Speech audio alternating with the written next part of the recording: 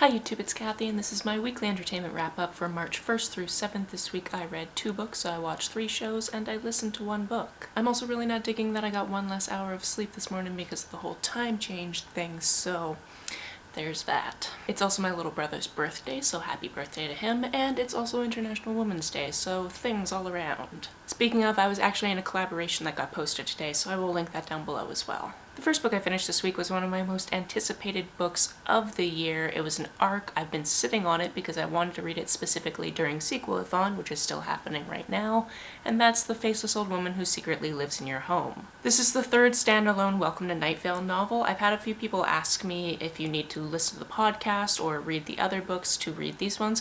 You don't have to, however, there are little in-jokes and that type of thing that you obviously will get more out of if you have listened to the podcast or read the other books, but you honestly don't have to. This book is the origin story of the faceless old woman who secretly lives in your home, and it was awesome. What I find most remarkable about this book is the vast majority of it didn't take place in Night Vale. We kind of checked in every once in a while, but this is an incredibly long backstory for this character, and it starts somewhere in Europe. If you're familiar with Welcome to Night Vale universe, in that universe there are these different countries in Europe that you've never heard of before because they don't exist in our universe, and it takes place in some of those countries and then some countries that we also happen to have. Other than that, I don't really want to give away too much about the plot, especially how she becomes the faceless old woman who secretly lives in your home, because all of that came together quite beautifully.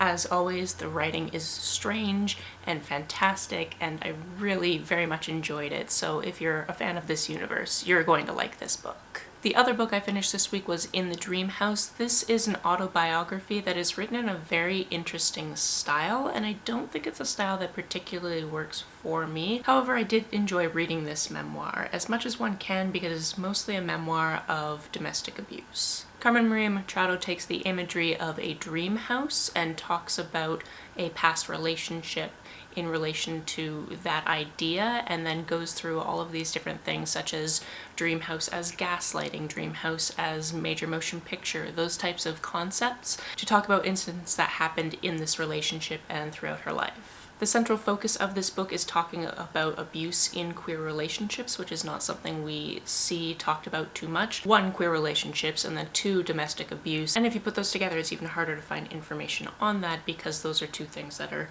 generally not talked about. Obviously, queer relationships are being more and more talked about, but as you go back in history, you don't find the sources for it. This book also delves into why that is, and it's to do with the fact that queer relationships, just to exist, have to be put on this pedestal and be seen as, look, we can do things just the same way as straight people can, accept us, but when there's something wrong with that, you don't want that to go against your community. There's a whole other level of hiding it because of that, and that was very fascinating throughout this book. On to what I watched this week. I watched the first 5 episodes of the 11th season of RuPaul's Drag Race because it finally came to Canadian Netflix. Overall, I'm really enjoying this season. We have our first showmance, at least the first one I've noticed on the show, which is interesting. There are definitely personalities that if I were in the room, I would really want to leave the room, so there's that. But overall, this is my queer-themed fluff TV that I enjoy oh so much. We also managed to get through 6 episodes of The Expanse this week, and I don't know how we did it because we tend to stop every few moments to be like, wait, what's going on, or I challenge these space physics, or that type of thing. The show continues to be a bit confusing because there are characters all over the place and figuring out where we are in the narrative.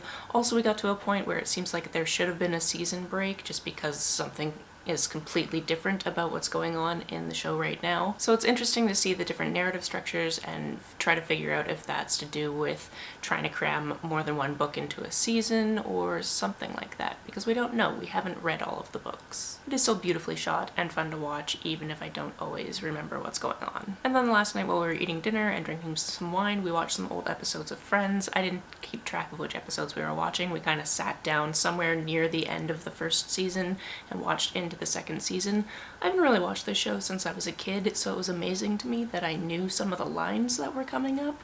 That was weird. Or the fact that I could figure out what was going to happen based on just remembering these characters. Also, it is really weird how often Chandler Bing uses the word bitch in this show. That came up at least 6 times in the episode we watched, and it was Just an interesting thing to notice. Obviously there are aspects of the show that have not aged well, and we did see some of those lines, and we were just like, okay, wow. So, you know, there's that. As for the book I listened to this week, that was Big Little Lies. Somebody recently recommended this and I forgot who recommended it, and then I talked to somebody else and said, oh, thanks for recommending this, I'm really enjoying it so far, and they're like, I haven't read that book. So here's the problem with watching so many booktube videos, is you forget who recommended what. However, I thoroughly enjoyed this book. This is quite a big mystery. It starts off with all these parents that are at a school fundraiser, and then you know that somebody has died, and you keep having all of these little excerpts of people who have been talking to a cop about the event and about the months leading up to the event, and you don't know who has died, and you spend all your time getting closer and closer to the event and trying to figure out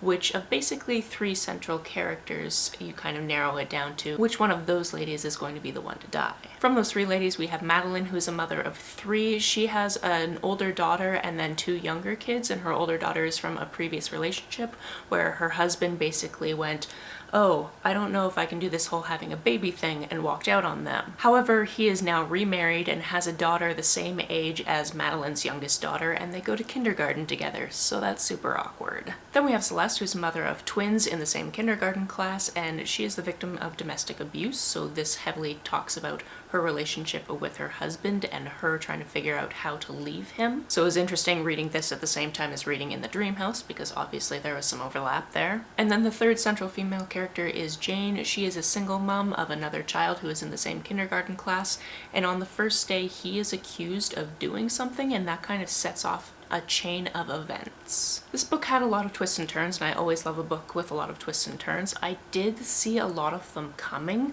some of them very, very far away. For example, we don't really know who Ziggy's father is, who is Jane's child, and I called it pretty much at the beginning of the book as to how he came to be, and then I also called the major twist that we get near the end pretty early on as well. However, my ability to figure that stuff out, which is not a thing I usually do, did not diminish my enjoyment of this. This is a great mystery, and it really keeps you on your edge of your seat as to which one of these characters is going to die, and you don't want them to. So if you're looking for a good mystery and you haven't read this one yet, I highly suggest it. The audiobook was great, and now I understand there's a TV show, so I might end up having to watch that as well. That's it for this week. If you've read, watched, or listened to any of these, let me know about it down in the comments below. On the way down to the comments, if you hit that subscribe button, that would be very nice of you. If you don't feel like leaving a comment but want me to know that you were here, just leave an emoji or a smiley face if you're on your keyboard, and I will reply with something in kind. You can like and share this as you see fit, and I will see you very soon.